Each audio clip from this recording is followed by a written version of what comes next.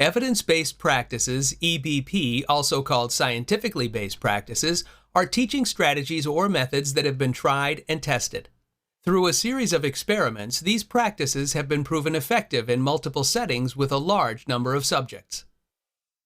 Such experiments have usually been published in peer-reviewed journals, which indicates that a team of experts in a particular topic have questioned and critiqued the research until it's proven to be scientifically effective. Federal law now requires the use of evidence-based practice in public education, as these methods and strategies are proven to yield positive results. In 2001, the federal No Child Left Behind Act was passed, detailing a plan that would improve education in all schools for all students. This was the first time teachers were required by law to implement scientifically based practices in their classrooms. In the past 15 years, curriculum has been rewritten as teachers and students have been held to higher standards. The Individuals with Disabilities Education Act, IDEA, of 2004 goes one step further in specifically requiring the use of evidence-based practice in special education. Students with disabilities need to receive effective, scientifically based instruction to help them reach their potential. IDEA requires special educators to use sound research in selecting methods and strategies to use in their classrooms. As students with disabilities often have specific and unique needs, this can be particularly challenging for teachers. One strategy does not fit all. By using strategies that have been scientifically proven to be effective in special education, teachers are setting up their students for success. Let's look at this in terms of an actual classroom. Ms. Jennings, a first-year special education teacher, has 10 students with autism in her classroom. They each have individualized education plans, IEPs, that include goals in reading, math, behavior, and social skills.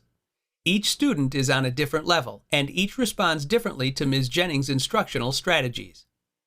If their daily instruction was left to Ms. Jennings to plan on her own with little experience, a lot of time would be wasted as she figured out what is best for each student through trial and error. This is where it becomes necessary to use evidence-based practices. Understanding the importance of using techniques that have been tried and tested with students with autism, Ms. Jennings implements the following strategies. Modeling.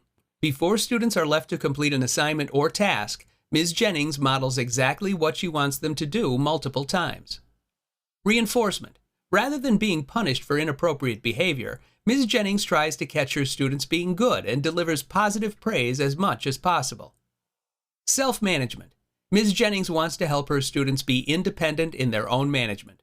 For this reason, she has them complete their own reward chart to help them visualize if and when they are earning a reward for their behavior.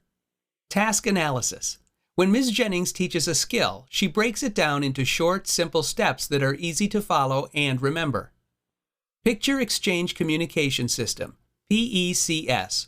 For the students in her class that are nonverbal, Ms. Jennings implements the PECS, a systematic practice that allows students to communicate using pictures. Using these strategies, Ms. Jennings is able to quickly set up a routine in which each student gets exactly what they need to meet their goals. Evidence-based practices are strategies that have been tested multiple times and approved by various experts in a particular field. Teachers in public education are required to implement evidence-based practices in their classrooms, including in special education settings. Such strategies have been scientifically proven to work for students with a variety of disabilities and include modeling, reinforcement, self-management, task analysis, and picture exchange communication systems, PECS, a systematic practice that allows students to communicate using pictures. When teachers use evidence-based practices rather than relying solely on their own knowledge and expertise, they give their students the very best chance of success.